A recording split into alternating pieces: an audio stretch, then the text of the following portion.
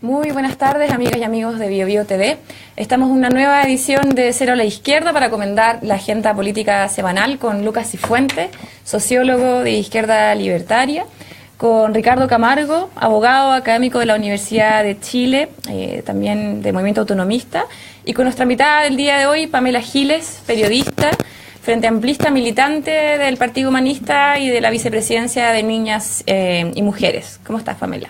Muy bien, gracias por la invitación. Gracias. Y entremos a discutir al tiro porque estoy ahogada de ganas de decir cosas. Vamos a comentar el último episodio de estas teleseries un poco escandalosas de baja calaña, diremos, ahora que nos tiene acostumbrada la nueva mayoría, sobre todo el último año. Creo que el cambio de gabinete de la semana pasada, luego del impasse por la aprobación o el rechazo en realidad del proyecto Dominga, se pide la renuncia y se va el ministro de Hacienda, de Economía y el subsecretario Mico. Y llega, digamos, un nuevo equipo y se instala esta especie de tensión entre, y que la idea es discutirla hoy día, en el fondo, entre la defensa de un legado progresista de parte de Michelle Bachelet versus un control de la agenda económica mucho más conservador, que es el que ha tenido, digamos, particularmente Valdés durante todo el gobierno. Vamos a discutir sobre esto. No es el primer impasse entre Hacienda y la mandataria. No sé qué les parece el cambio de gabinete y las lecturas que se han puesto sobre la mesa, que van desde disputa de proyectos hasta pugnas por el control de la agenda más chica dentro del gabinete, lo que queda de gobierno. Pamela. Pamela, démosle la palabra. Bueno, para mi gusto es bien claro que ninguna de los diagnósticos que se han puesto sobre la mesa en los medios de comunicación de la oligarquía son correctos, sino que más bien van en la línea de apoyar una u otra postura que nada tienen que ver con la realidad. Yo creo que lo que vimos, esta teleserie de pésima factura, efectivamente, bastante farandulera en sus formas y en sus fondos, tiene que ver básicamente con una operación comunicacional de la presidencia, en que el intento es lo que ha estado haciendo Michelle Bachelet, pero con un golpe comunicacional importante, lo que ha estado haciendo Michelle Bachelet en el último tiempo, básicamente tratar de remontar en su aprobación. Ella tiene un objetivo de un 40% a noviembre, cuestión que claramente no se está produciendo, entonces aparecía necesario, a mi juicio, el montar una operación comunicacional fuerte, firme, que debería redundar en un aumento de esa popularidad de Michelle Bachelet. Sin embargo, yo creo que esto le sale mal esta operación, que consistía en una muestra de fuerza de parte de la presidencia, de un control absoluto sobre su gobierno, y yo creo que lo que ocurre finalmente es, primero, un hecho inédito en la historia contemporánea chilena, que es que un ministro de Hacienda le renuncia a la presidencia, que es un primer dato que va en contra de cualquier teoría de control o de toma de fuerza de la presidencia. Le renuncia, y además parece que le renuncia efectivamente con una serie de conversaciones que dan cuenta hasta último minuto de un intento de Michelle Bachelet por pedirle la renuncia, cuestión que finalmente no ocurre porque Valdés se adelanta. Y se adelanta además con él haciendo su propia maniobra comunicacional, que es cruzar hacia la Moneda a las 7:30 de la mañana, ¿cierto? Oscuro todavía. Visiblemente para la prensa, en una señal que es obvia que viene algo importante. Y además se termina de desarmar esta maniobra que tenía como relato fundamental las declaraciones de la propia presidenta la mañana de los hechos, ¿cierto? Diciendo esto, hay que estar de frente a la gente y que el crecimiento solamente puede hacerse en esos términos cuando importan las personas, las familias, este canturreo tan femenil, digamos, en la discusión de género.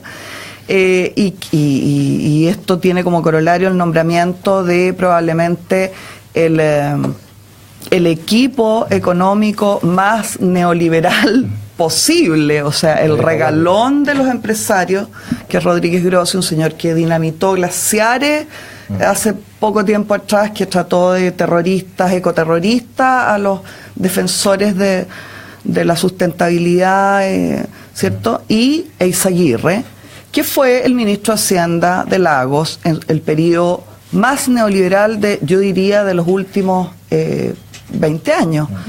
Y no me estoy olvidando de Piñera, yo estoy sosteniendo que la administración desde Hacienda de Eizaguirre fue más profundamente neoliberal que lo que hizo Piñera durante su gobierno. Entonces, para resumir y ceder la palabra de mi ahogo que tengo de todo esto, claro, esto sale completamente al revés, y a pesar de los intentos de la prensa por afirmar esta teoría que intenta el gobierno poner, a mí me parece que es clarísima la señal hacia la opinión pública, y que lo que debiera pasar en el tiempo inmediato es que va a salir trasquilada la presidenta de este capítulo.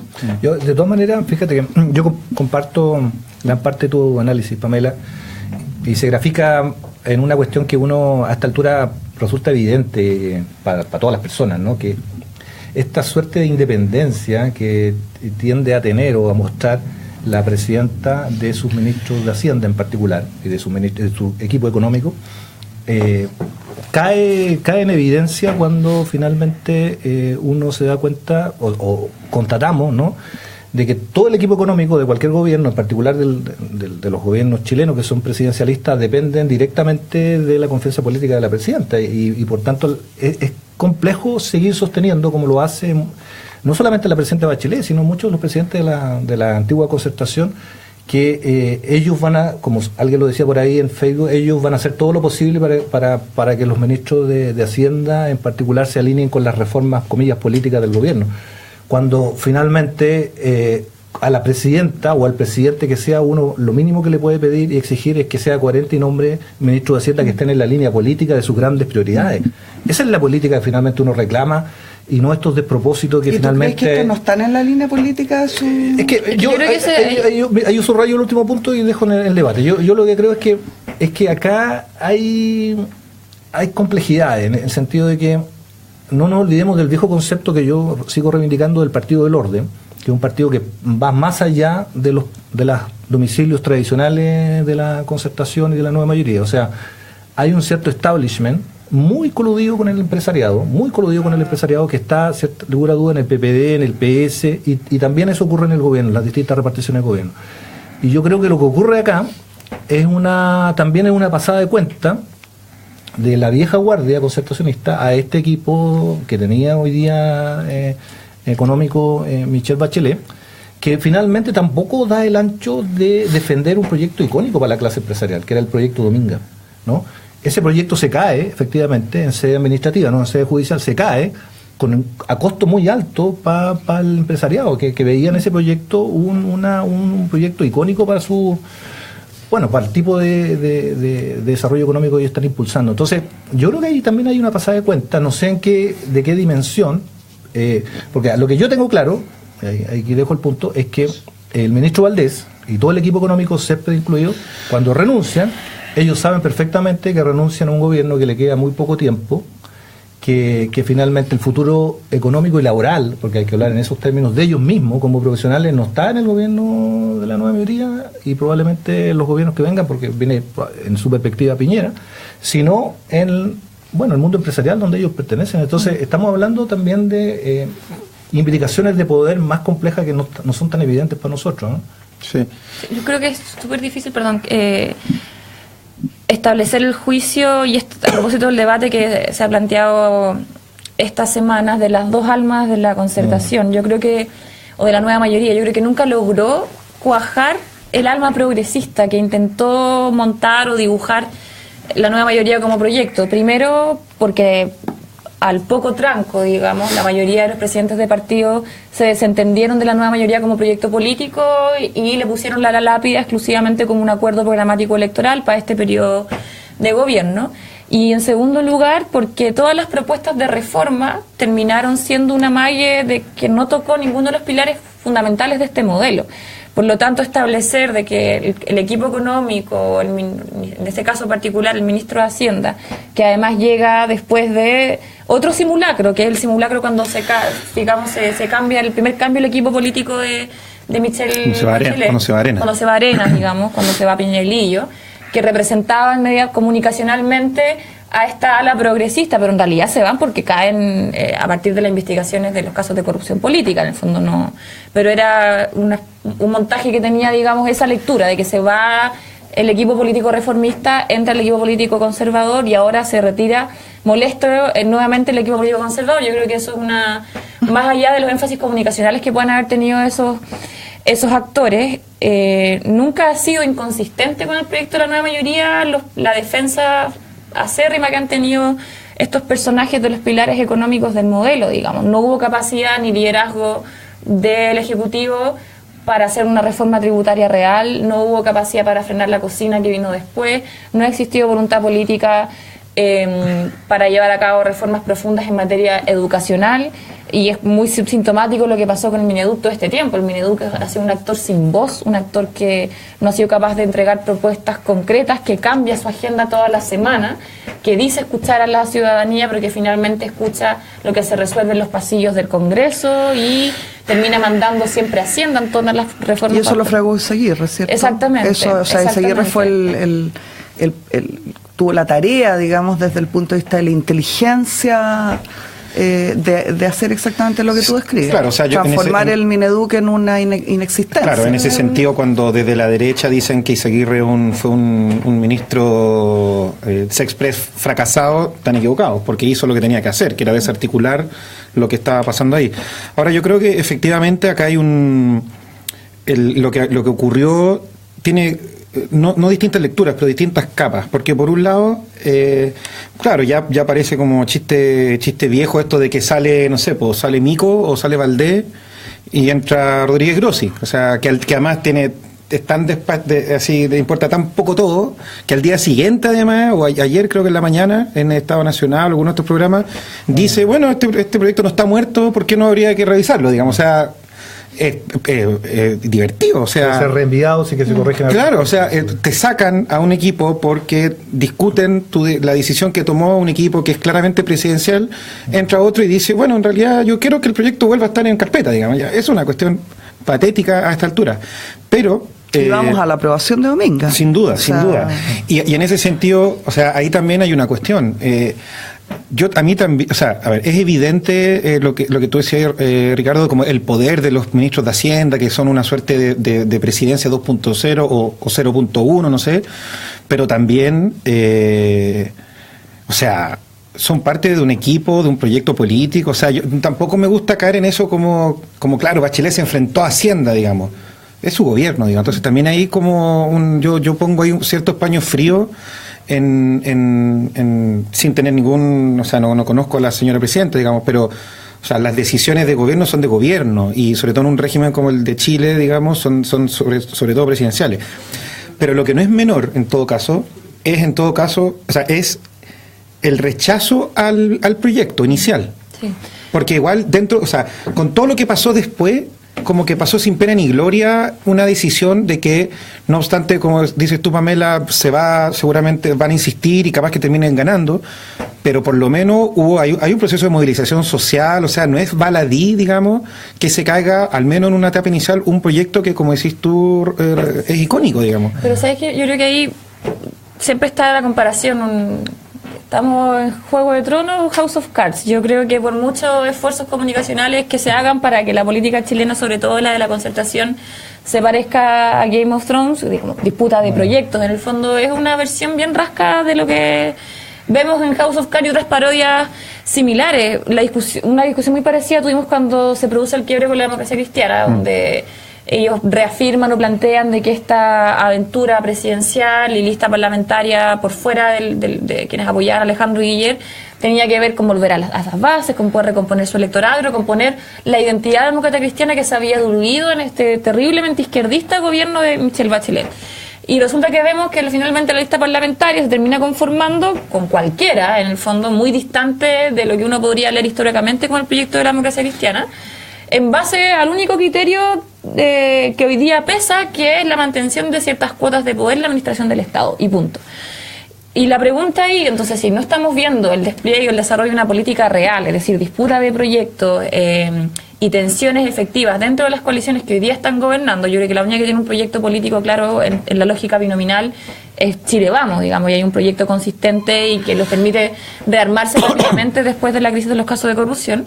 La pregunta es con qué contenidos y con qué programa aportamos nosotros, con qué aporta el Frente Amplio para poder reinstalar la disputa de poder y disputa de proyectos en el centro de la mesa y que dejemos de marearnos con esta como comentaristas de una agenda que no nos pertenece y que una agenda que ha creado una agenda que termina siendo creada por la élite y que nosotros terminamos reproduciendo, pese a que tenemos programa, pese a que hoy día estamos conformando o convocando a actores sociales relevantes, pese a que ayer, con todas las dificultades que significa mantener una movilización durante un año, volvimos a tener una marcha por Tenemos AFP, donde se desarrolló un encuentro nacional de encuentros territoriales del Frente Amplio bien potente, o sea, bien delegados de todas las comunas con un proceso que ninguna coalición ha tenido en Chile en los últimos años. ¿Cómo traducimos esa fuerza? Delegados? Mira, desde todas las comunas, desde Iquique hasta Punta Arena, sí. Y eran... De un total de como 100 y tantos comunales vinieron 2/3. Ya.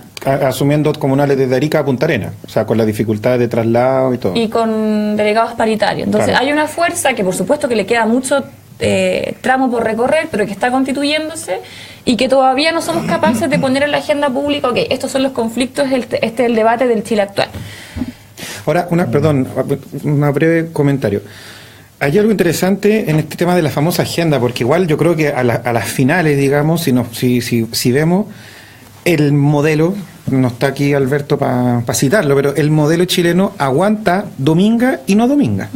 Sí. O sea, también ahí hay una disputa que, si bien, claro, tiene un peso económico y no sé qué, no sé cuánto, el neoliberalismo a la chilena se permite, así como se permitió tener 1 millón de estudiantes movilizados durante 2 años, o se ha permitido tener una movilización como el NOM AFP aún más grande y hacer una reforma ultra mala o limitada, como vimos la semana pasada, perfectamente para un domingo o no dominga. Entramparnos ahí, yo creo que ahí donde también nosotros empezamos a caer un poco en ese juego, pero no por eso es menor el sí reconocer que al menos hay una suerte de cambio más bien ciudadano, social, donde estos proyectos ya no la tienen tan fácil, o creemos que no la tienen tan fácil como la tenían antes. Yo no soy tan optimista, porque fíjate, a propósito de lo que estábamos al principio conversando, el extremado neoliberalismo que le estamos atribuyendo a Nicolás Ezeguirre, en el cual yo coincido. Sin embargo, fíjense que la situación actual es bien lamentable también. Es decir, creo que la estadística la da el mismo Rodríguez Grossi. De 10 proyectos medioambientales se han aprobado, o se han aprobado 9 y se ha rechazado 1, ¿no? Sí. Este ha sido lejos el gobierno más contrario a cualquier política medioambiental decente, ni siquiera extrema. Es el gobierno donde se han aprobado más carboníferas, más hidroeléctricas, o sea, por favor, no, ¿de dónde salimos en los últimos, cuando ya no estamos haciendo las maletas, la cajita para irnos para la casa, con que nos interesa el medio ambiente? No, y además que objetivo que los proyectos más bullados son donde hay sectores más adinerados presentes porque tienen sus balnearios, cuestiones por el estilo. El punto que yo hago, que va en esa dirección, es que, fíjate, bastó que uno de esos se cayera desde la perspectiva del empresariado y se cae un gabinete. Sí. O sea, el poder político empresarial es tan fuerte que permite hacer esta maniobra comunicacional como protesta y reclamo. Cuando tenemos la aprobación de un proyecto probablemente más dramático que este, o en la misma dimensión, como el proyecto de Sigri en Tiltil, sí, que ya lo vimos hace poco, y que es aprobado por el Comité de Ministros y le da el vamos a una empresa altamente contaminante, bueno, toda la clase política empresarial no dice nada y dice, ok, está muy bien eso, y reconocen que hay una situación injusta de cargas ambientales, pero mala suerte. Pero mala suerte, y la gente en Tiltil, bueno, ¿cómo es rechazada su protesta? ¿Cómo es reprimida su protesta? Bueno, como en los peores años de la dictadura. Es decir, lo que está pasando en Tiltil hoy día, y hay que decirlo, los vecinos de Tiltil acaban de venir hoy día al Exxon Congreso a reclamar, pero lo que pasa en Tiltil, la represión con la cual se está respondiendo a ese reclamo legítimo de la gente es muy feroz. Entonces, claro, y ahí dónde está esta posición de Michelle Bachelet extrañísima, trasnochadísima, de cara a la gente. O sea, ahí nadie escucha a esa gente. Efectivamente, tú tienes toda la razón. Todos los indicadores que vamos a revisar del lado que pongamos la hoja dan cuenta de la falta de respeto medioambiental consecutiva y persistente que ha tenido el gobierno de Michelle Bachelet. Yo creo que, perdón, sí, pero yo quería, si ustedes me permiten, a pesar de que soy la invitada, entonces yo quisiera tomar la postura que me parece súper interesante lo que plantea Valentina. A mí me parece que en nuestro deber como ni siquiera dirigentes, militantes del Frente Amplio, últimos de la fila incluso, es más que convertirnos efectivamente, y tomo tus palabras, en comentaristas de lo que hacen estas otras fuerzas políticas, ser capaces de generar política, ¿ya? Y a mí me parece efectivamente fantástico que exista en Chile en este minuto un movimiento que está intentando hacer una construcción, pero me pregunto cuáles son los parámetros políticos que se proponen, por ejemplo, entendiendo que un encuentro territorial tiene como principal misión la construcción orgánica, claro. ¿Ya? Yo echo de menos, entiendo que parece que hay un señor que hace unas señales de que ahí viene un corte, sí, no, estilo. Un corte, pero deja instalada la... Pero antes de eso yo te digo, ¿dónde está hoy el Frente Amplio diciendo, por ejemplo, que necesitamos hacer ahora, hoy día, ayer en la tarde deberíamos haber empezado, un pacto de gobernabilidad con la nueva mayoría, con la democracia cristiana, con las candidaturas básicamente de Guillé y de Goich? ¿Dónde está esa discusión, ese llamado? Yo quiero ponerlo aquí y decirles a ustedes, quiero que me opinen sobre la inexistencia y la necesidad de que exista ese pacto, que ese pacto sea llamado desde el Frente Amplio, que yo creo que es la única fuerza que tiene la legitimidad política para hacerlo, y que probablemente signifique además una discusión interna dentro del Frente Amplio que hemos ido chuteando. Sí. Que hemos ido chuteando, pero el momento es ahora. O sea, vamos a dejar como Michelle Bachelet, como la candidatura de Guillé, como la candidatura de Goich, que pase Piñera y le vamos a poner una alfombra, nosotros también, o vamos realmente a actuar. Te voy a interrumpir para que vamos al corte con una frase que nos dejó un amigo del programa, Fernando Atria, hace un tiempo, con quien podemos tener muchas cercanías, pese a que hoy día milita dentro del Partido Socialista y va como candidato, de hecho, por la nueva mayoría. Hablando del Partido del Orden, él nos decía, ok, ya, ¿por qué no, en vez de concentrarnos en el Partido del Orden, nos dedicamos a crear el partido, no lo dijo así, pero el partido del cambio? Nosotros, digamos, a partir de la transversalidad, a propósito de la transversalidad del Partido del Orden, ¿dónde está el Partido del Cambio? ¿Dónde están los liderazgos, las fuerzas políticas dentro del Frente Amplio y fuera de él? Y yo creo que más bien el mundo social con las que podemos generar la correlación de fuerzas necesaria para un Chile distinto. Lo debatimos a la vuelta, vamos a una breve pausa y ya estamos acá en Cero a la Izquierda.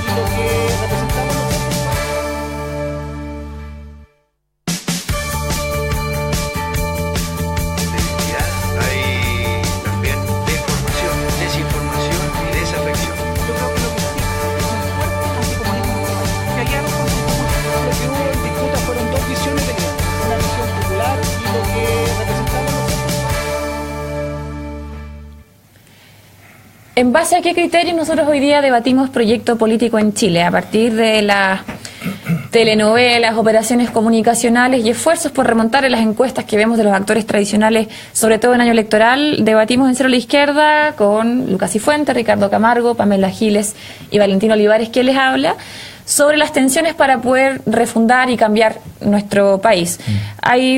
Hay un tema que nos propone Pamela, y que es decir, ¿cuáles son los actores con los que hoy día podemos construir una correlación de fuerzas favorables al cambio? Ya, y específicamente, y particularmente frente al avance de la... Perdona, Valentina, no. Es mucho más claro que eso. Yo lo que les propongo que discutamos acá es lo único que interesa en realidad discutir. Si quieren nos entretenemos en lo que ustedes deseen, pero yo creo que quiero ser clarísima. O sea, a mí me parece, y pongo mi posición para que la discutamos, a mí me parece que no puede ocurrir una cosa distinta si una fuerza quiere efectivamente ganar en hegemonía, que es lo que nos corresponde hacer en este minuto, no puede ocurrir algo distinto más que la siguiente escena.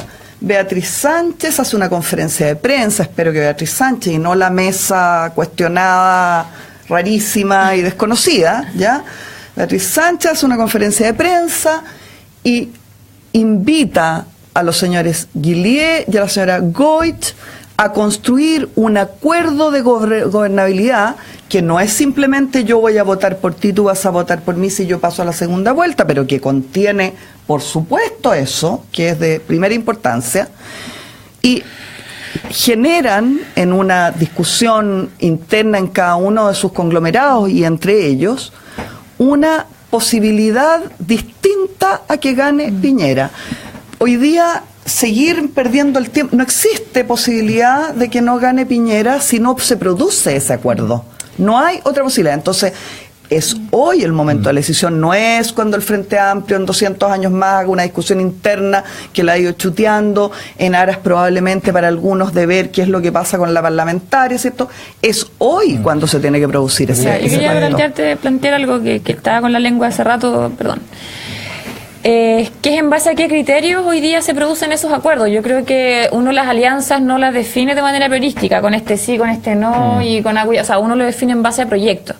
Y creo que hoy día, y eso tiene que ver justamente con lo que se va a estar planteando esta semana desde el Frente Amplio, hay una línea demarcatoria con la que, a partir de la cual todos pueden estar invitados, digamos, y que es primero constatar de que el modelo de desarrollo, desarrollo entre comillas, porque estrategia de crecimiento neoliberal en Chile está agotada, digamos, y de hecho la intensificación de los conflictos socioambientales como los que estábamos hablando hoy día en Chile tiene que ver justamente con eso, es decir, se agota el superciclo de las materias primas, digamos, Chile es muy voluble a lo que pasa en el mercado internacional y por lo tanto el crecimiento tal como lo entienden ellos, digamos, se estanca y nos plantean además como si fuera poco esta contradicción entre crecimiento y cambio, cuando en realidad la idea de cambio o el hecho de que se impulsen reformas importantes no tiene nada que ver, o muy poco con lo que está pasando en materia de crecimiento económico en términos laborales.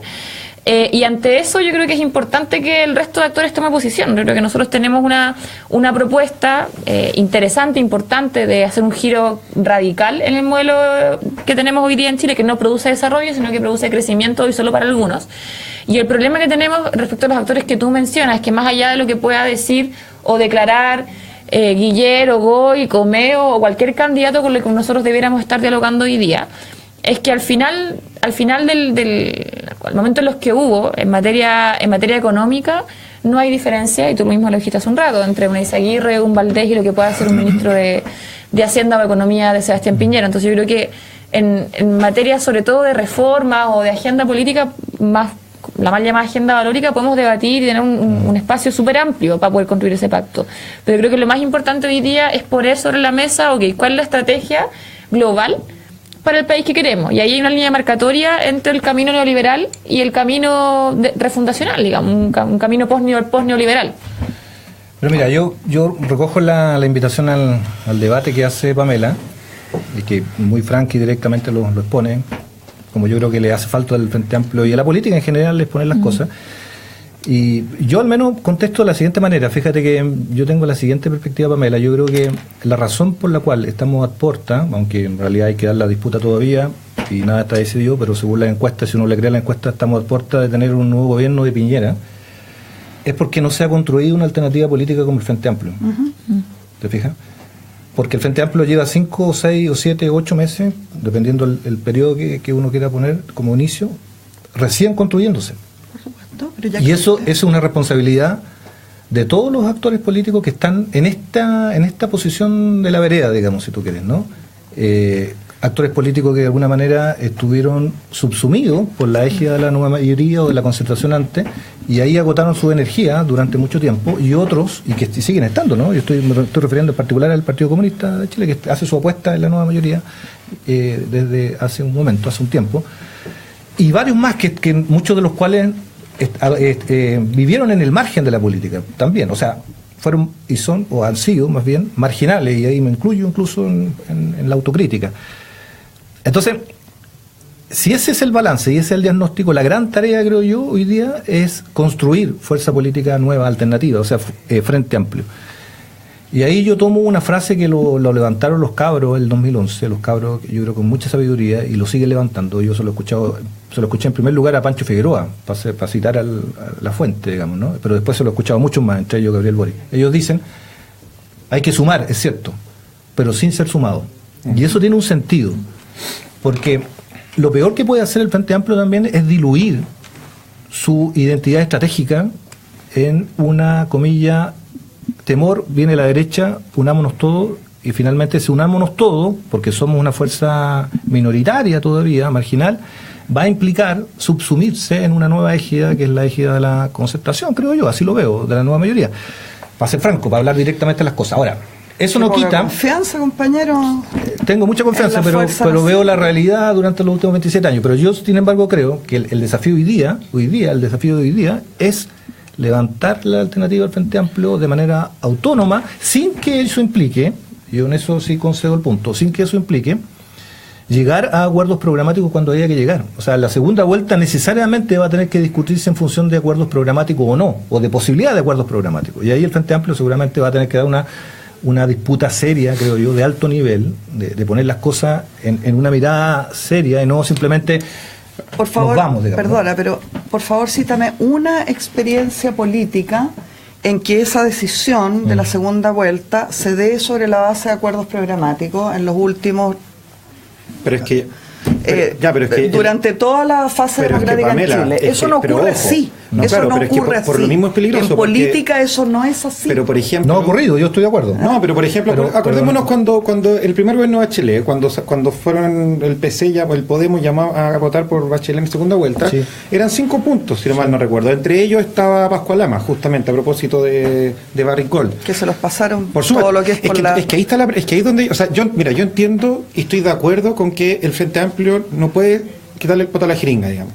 Es un hecho y tiene que afrontarlo con la decisión que tome, y tiene que afrontarlo y ser muy valiente y ser muy contundente. Pero lo que yo creo que sería un error caer es en replicar esa misma pantalla de decir, mire, vamos a hacer una reforma laboral de verdad, no más FP, la esta y la otra, y ahí va. Eso es mentira, eso es mentira, porque ni siquiera el propio gobierno cumple con su propio programa. Entonces, en ese sentido, insisto, y sin decir ahora esto o lo otro, ¿a quién le hablamos como Frente Amplio? O sea, ¿por qué, sinceramente, por qué yo tengo que estar con la Carolina Goich al lado para llamar quizás a un sector de la democracia cristiana a que vote por nosotros en segunda vuelta? ¿Por qué necesariamente Guillé, el candidato menos representativo seguramente de las bases políticas militantes de centro izquierda de la nueva mayoría, él no, o sea, es clarísimo, no lo representa? Entonces, ¿por qué? Mi pregunta es, ¿no podemos también como Frente Amplio, sin escapar a esa pregunta, sin ser sumados, pero tampoco sin hacernos los giles, llamar a esa masa de votantes a no votar por Piñera en segunda vuelta? Y por lo tanto votar por nosotros o eventualmente votar... Yo creo que Goich acá está pintada nomás. Y no mucho respeto. No solo llamar, hay que protagonizar y ser parte de las luchas que muchos de esos sectores están dando. Hablábamos de los conflictos socioambientales, son luchas que se están dando. Pero yo no tengo ninguna... y la dirección es distinta. No tengo ninguna esperanza en ningún acuerdo programático con esta gente. Sí, ninguna, lamentablemente. Y yo creo que la pregunta, como muchas otras, está mal planteada porque es una agenda que nos impone. O sea, las preguntas que nos han puesto sobre la mesa este año respecto al Frente Amplio es: ¿son o no son hijos de la élite? ¿Garantizan o no garantizan gobernabilidad? Que es gobernabilidad como ellos la entienden en el fondo, que es la mantención de los pilares de este modelo. ¿Van a votar o no van a votar por nosotros la segunda vuelta para que no gane Piñera? Y creo que no se trata de evadir la pregunta o de no querer construir alianzas. Por supuesto que hoy día la izquierda, la centroizquierda, el mundo progresista, tenemos que ser capaces de marchar juntos para un proyecto de cambio profundo en nuestro país. Eso es indiscutible. La pregunta es, hoy día, ¿cuáles son las herramientas que tiene el Frente Amplio para que esa conversación no sea siendo sumados y hipotecando lo que tengamos, que puede ser mucho, poco, mediano, digamos, de aquí a fin de año, sino que apostando al revés, es decir, tensionar a las fuerzas, tanto a los electores como a la masa crítica, o gente que de alguna manera confió en el proyecto de la Concertación, que hoy día se ve desilusionada porque no han visto cambios importantes en el país. ¿Cómo los convencemos de que hoy día no está en la dinámica binominal, no está en el eje concertación centro-derecha la posibilidad de cambiar a este país? Yo creo que es acertada la tesis o la hipótesis de que hoy día hay que evitar a toda costa el avance de la derecha, pero esa es un arma de doble filo, porque nos obliga a la unidad y nos permite avanzar siempre y cuando nosotros podamos cambiar los términos de la conversación, pero también es una herramienta con la que han coercionado a la izquierda, que no ha podido crecer durante mucho tiempo y que tiene que ver, por una parte, con las dificultades de liderazgo que ha tenido la izquierda en los últimos años y que esperamos que el Frente Amplio logre subsanar. Y por otro lado, porque ninguna de esas discusiones se ha dado con la gente. Y cuando digo con la gente no me refiero solamente a la interna del Frente Amplio que haga 1 o 2 encuentros, sino que es una discusión que se tiene que dar con ciudadanía activa, con sociedad movilizada, que es el principal desafío que tiene el Frente Amplio hoy día, porque para que un programa tenga consistencia y pueda ser defendido en el Parlamento, en el Ejecutivo, qué sé yo, tiene que haber fuerza social movilizada y dispuesta a defender ese proyecto, y que justamente lo que se conmemora hoy día, digamos, que hoy día no se celebra solamente la llegada de Salvador Allende al gobierno. Hoy día lo que se conmemora es que hay un proyecto histórico que se demoró casi un siglo en constituirse y que es celebrado por nuestra historia como un triunfo de la gente. Hoy sí, la gente está como loca en las calles celebrando. No es celebrado hoy día, pero es el sentido histórico. Yo no puedo llegar acá a la radio por la cantidad de celebraciones que hay. Pero es el sentido histórico que tiene en ese momento, digamos. No me refiero claramente a lo que pasa hoy día. Eso no tiene ningún asidero en la realidad. Yo francamente los escucho con todo el respeto del mundo y hay algunos conceptos que me gustaría retrucar, ¿ya? Por supuesto que no tenemos que ser sumados, eso es fundamental, y yo creo que el Frente Amplio, con lo joven que es, una guagua en pañales, todavía no sabe ni andar, puede andar si no es capaz de cambiarse el propio pañal, como hemos visto en algunas oportunidades.